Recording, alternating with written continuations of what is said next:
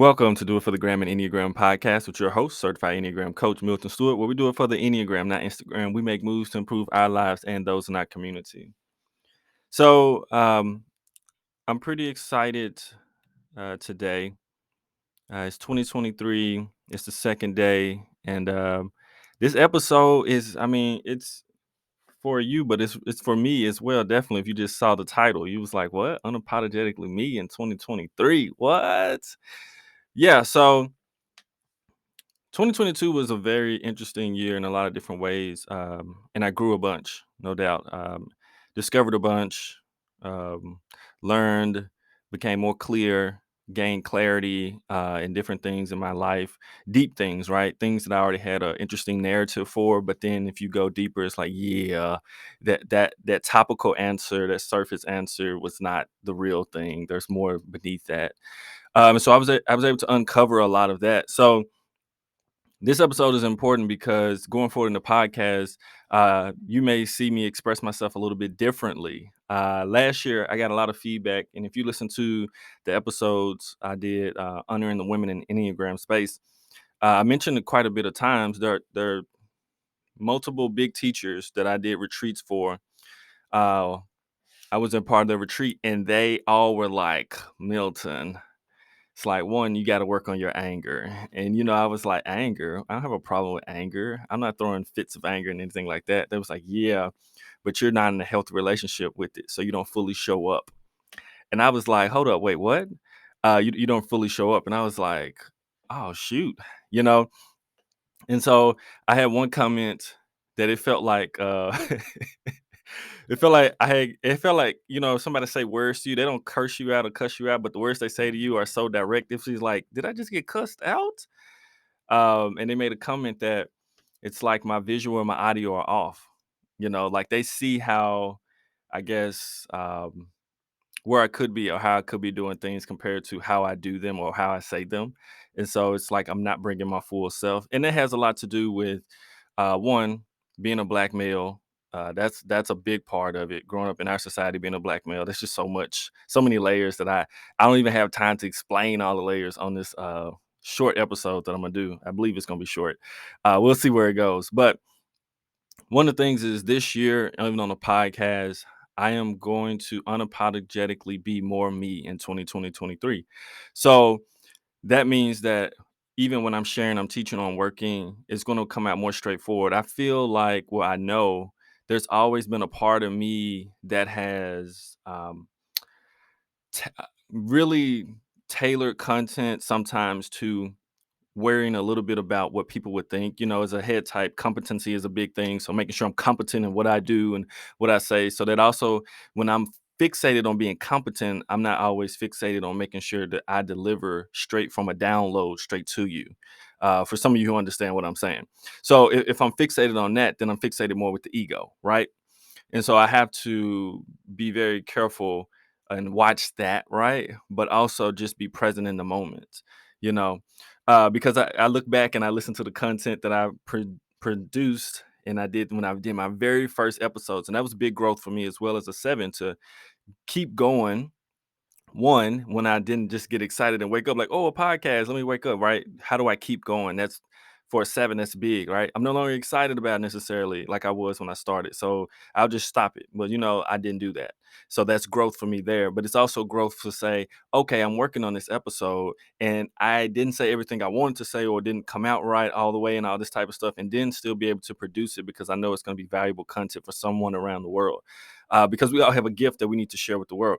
And so as I discover that and experience that more, not just to mentally know it, because that's a whole different thing.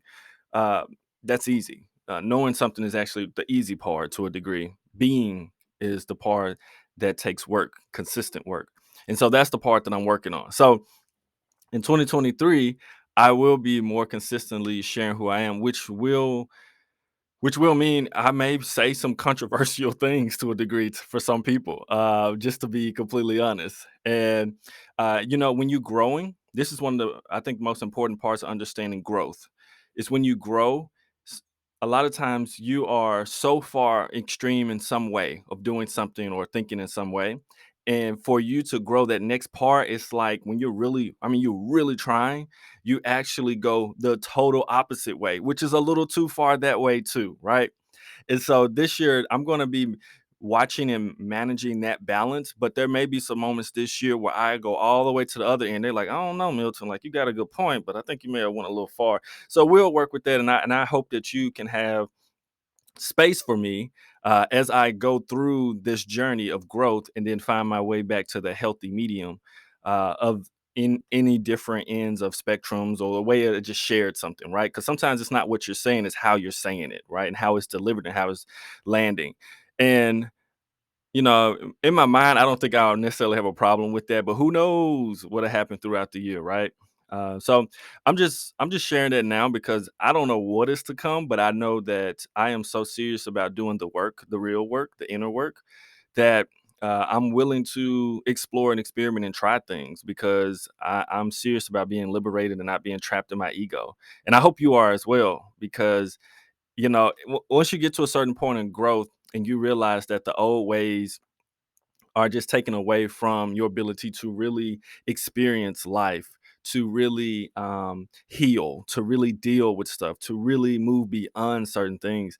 Like the old ways don't work anymore. Like they'll pacify to a degree, they'll numb to a degree, but they just don't work, and you see it. And so when you find yourself in that pattern, it's like, here we go again in this pattern. But it's like, okay, how can I apply self-compassion and empathy, but still do that work? But then how can I be disciplined enough so that I can grow and get to another point of consciousness, a deeper consciousness? And so this is that deep work. And so in 2023, I'm telling you, I'm working on being more unapologetically me, because one thing that you probably, a couple of people, depending on, like, especially 2020, oh my goodness, when they were asking me to do certain things, to speak at different places, I was in a really tumultuous, painful place. And I would find myself speaking especially around topics of DE and I. And I just noticed myself getting angrier and angrier and angrier and angrier. And before you knew it, I was on that thing like, wow. But, like I was a little out of control with it, though, to a degree, because I had never really worked through and worked with my anger to a degree, right? As a seven, I just kept it like, I kind of tamped it down. Everything's okay. It's fine. And then as a black male being, I guess, conditioned not to share my anger because who knows what society may think, who knows what they may do. I'm be the angry black man, all this type of stuff. And you know what, I don't care anymore. um I have so many good friends through the Enneagram space. If you don't have any really good friends in Enneagram space, you need to join a community. I have a couple of them. Reach out to me, but I'm telling you, you're gonna find people who vibrate at a wavelength that you vibrate on, and it's gonna be amazing. The connections that you make, the growth you can do, the healing that can help you. I'm telling you, it's incredible, y'all. So if you don't have that, please reach out to me or any Enneagram community that's safe, where you feel seen and heard. Please do that, because it's so important. I have some of the best people in the world around me in the Enneagram space. I promise you I do. Like, and even ones I don't talk to all the time, just ones sometimes I've met a couple of times at like a workshop or a retreat or something. They're like, hey, you can stay at my house, you come through the city, because we actually got to truly see each other for who we truly are deep down, which is one of the most beautiful things. But nevertheless, going back to what I was saying, is that a big part of it is that I had not been in touch with my anger. So I had not explored my anger. And so, I had all of these um, ego ways of like either distracting or making a joke, or just not conscious to like the anger, or feeling fearful of, if I shared, I'm gonna hurt somebody, because that has happened before too, to a degree, right? Because when you don't work with something, when it does come out, it come out real strong, and it can be pretty dangerous to a degree, right? But when we manage it in a healthy way, it's so helpful. And so one of the beautiful things about anger is that it doesn't just hurt people, it actually protects people when it's healthy. And so if we're actually looking at the positive side, or not even the positive side, the beneficial sides of all our emotions, when we have healthy relationships to them, they all help us, right? So any one of them that we're avoiding because of the lower side that we've experienced from it, I'm telling you, if you don't have a healthy relationship with it, when you do experience that or when it does come out, it is going to be painful. It could be dangerous, especially around anger. This is why we got to do our deep work into figuring out what emotion specifically are we maybe not dealing with, right? I discovered 2022. In order for me to actually feel sadness, true sadness, I actually have to go through anger. I actually have to go through anger first in order for me to feel true sadness, right? Uh actually reverse that. Actually reverse that. And when I'm thinking about it, my experience I had, which was a crazy one that I had on a vacation, but I actually have to experience sadness to experience my anger. My bad. That I had to flip that real quick because when I get sad enough, then I get angry at why things are the way they are, or why did certain people, or why did I have to experience certain things, and so then I can get to the anger, and then after I experience the anger, there's a like a heal and a release to a degree, and then it gives me ability to move into either action or just be able to be with whatever that is. Yeah, so that's important to understand, but that's because of the work that I've been doing that I understand that now, right? Because I don't get to anger really quickly naturally, right? It's not a natural thing, but I do reach it, especially if I can get into some deep sadness within my work. And so I'm excited for this year. I'm excited for you in this year, and I hope 2023 you can start working on being unapologetically you, and understand that you're not going to be perfect and that you're going to make mistakes and things will happen. But if you are doing the constant work of being more self-aware and deepening your consciousness and watching what you put in your mind, you will do some amazing things and shift in some ways you've never seen before. And you will have a lot of fear, by the way. I'm just gonna let you know that now. If you're growing, if you're really working on growing, you're gonna have quite a bit of fear. People around just gonna shake people up quite a bit to a degree, because they're so used to you being the old you or being the stereotypical same person you. And I'll be honest, like if you're not growing, what you doing? You know what I'm saying? Like we're humans, we're supposed to grow. And so I'll be doing a lot of what Jay-Z says in the song, allow me to reintroduce myself, in a lot of different ways, so that I really share who I am, because that's a big deal for the work that I'm doing as I grow, as I develop, because this journey is something else. When I started this podcast, one thing I didn't want to mention, and I don't know how many people know this, when I first started this podcast, so as you all probably know by this point, if you're listening to me and you've been rocking with me for a while, or especially y'all rocking with me from the beginning. Hey, if you've been rocking with me from the beginning, thank you. I'm immensely grateful. That's rare that someone to rock with you, right? Rock with you from the start, where things are kind of the audio is kind of like a little bit wonky at times, right? I was doing the editing and cutting, and I'm not that talented in that area necessarily, but I made it happen to the point where I got like an incredible editor working with it. Shout out to Seth, incredible editor working with the podcast now and different things, right? So just these iterations, just growth through that. So the maturation. So I'm saying all that because not only do I want to thank you, but if you understand, listening to me, I am one of the few Black people and Black men with the Enneagram podcast, right? I might have been the first, I don't know, but that's not that important. The thing is, I'm one of the few out there trying to deliver content where you can understand it, and it's not just written by someone who is from a majority class, or someone who is from, I guess, a dominant or non-marginalized class, right? Because the types fall different when you actually infuse culture into it. Okay, they fall very differently. So that being one of the big things that I introduced here. But when I first started the podcast, I'm gonna get there, yeah. Finally, I'm gonna get there. When I first started the podcast, I did not, in my mind, want to unveil or be so Black on the podcast. What I mean by that is that I didn't want to get pigeonholed, because this was a fear at the time. I didn't want to get pigeonholed for being the Black Enneagram podcast to a degree, right? And this was like what, 2018, something like this, before the world was a little bit more aware of like Black and brown issues and everything we got going on, right? There was a part of me that was afraid that I would get pigeonholed and not be able to work with the broader world simply because I'm a Black male, right? And I felt it would pigeonhole me. not understanding as I did my work that in actuality, me being a black male, my blackness, you know, my being a man, being a little bit different, unique in this space, it's actually a gift to the world, not just black people. It is definitely a gift to BIPOC communities for sure. Shout out, you know what I'm saying? But it's a gift to the world to be able to have someone to share Enneagram knowledge from a lens that is not the same, right? From a majority standpoint, who sees the world a little bit different, does his work, his inner work, and cares a lot about this and a lot about people. And so it took me a while to understand that. So, and I'm still working on doing that. So that's why in 2023, I'm being more unapologetically me, because the more that I show up, the more I'm able to truly share, transform not only myself, but other people around me and listeners like you.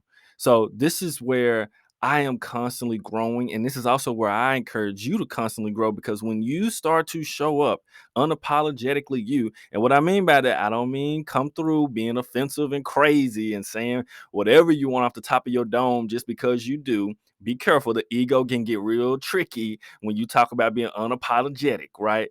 But what I am saying is, how can you share more, and more pieces of who you truly are, the essence of who you truly are, with those around you and the world? Because no matter what, no matter, I don't care if you introverted, extroverted, a one, two, three, four, five, six, seven, eight, nine, whatever it is, whoever you're around, whatever you do, the more that you truly show up for who you are, the more gifts you're going to be able to attribute to the world around you. And so this is why you're going to see me share a little bit more of myself. And so you may hear a little bit more anger. You may hear my actual opinion, my real actual opinion on certain things, right? I got a couple episodes coming up that I think will be, they're gonna be some people wanting to comment, right? Who want to troll a little bit and be like, I can't believe he would say that. I love, okay, sure, whatever. Anyway, I hope you spend that energy doing your inner work so you grow and transform. It's fine to disagree, and that's okay. But let's not waste too much time like going back and forth over something that doesn't have to do with something like deep, rich meaning of changing our lives and changing this world. That's just how I operate. But I am welcoming that as well, because I understand the more I show up, the more uncomfortable some people will be, and that's okay. And that's okay. You're right. And I will challenge, and the more you grow and the more you learn to deal with more discomfort. That's a part of it. But you don't deal with crap, right? There are certain things it's like that's pure crap and I ain't dealing with it, right? But there are some things that are a little bit uncomfortable as you grow and you share more of yourself, and as you do your inner work, you can deal with more discomfort and more things that are uncomfortable in life because you do your work. And I'm at a point where I'm doing that, right? So I'm excited. I thank you for listening to this. I don't want to take it too much longer, but you'll be hearing a lot more of me reintroduce myself.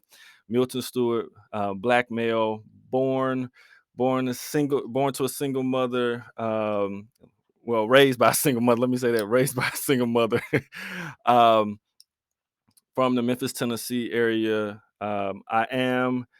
I love DE&I, diversity, equity, inclusion. I am a Christian. I do follow Christ. I am maybe not the quote unquote typical Christian that people may think of when they think of Christian in some ways. And I know people that may rub people wrong way right there. And I know a lot of people who I love deeply who are not in Christian communities because of church trauma and other things. I totally understand, and I love them and they love me, right? So I operate on a a different plane than whatever sometimes baggage people bring in as a person who is trying to follow Christ and love other people. Yeah. So those are some things that I'm truly excited for people to learn more of as I grow, as I learn, as I love, um, as I'm challenged. You know what I'm saying? In a lot of different ways. And I also want to share this too, because as we just keep going, like I am not. I mean, I'm not perfect. Please, if you have me on a pedestal, please take me down.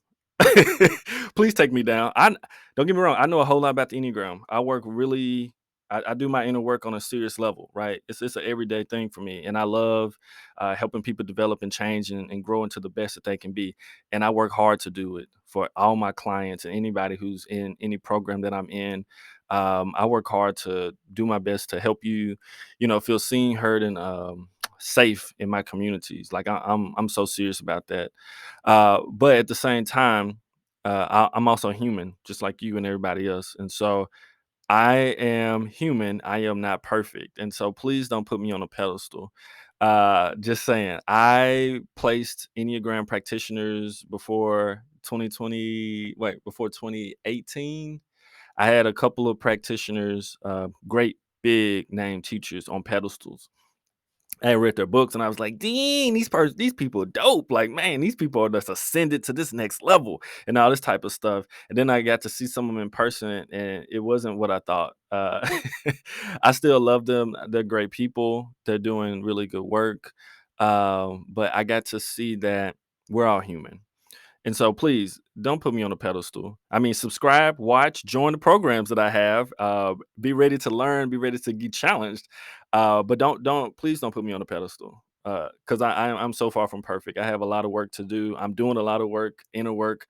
And I hope that's the same for everyone here, right? I think it's important for us to be human, to really share some of those things in our lives, right?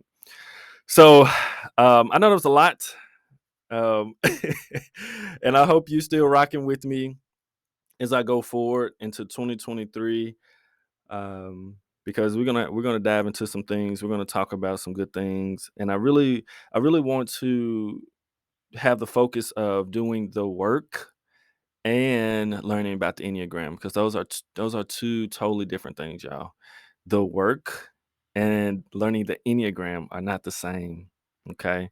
It's the difference between learning, here's a map of your journey to liberation, to growth, to healing, right?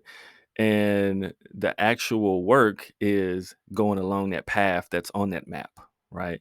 And so you're going to encounter things that, the book don't have in it, right? Because of your particular specific set of circumstances in your life, your culture, all those things, they come into play. So I just want to share those things.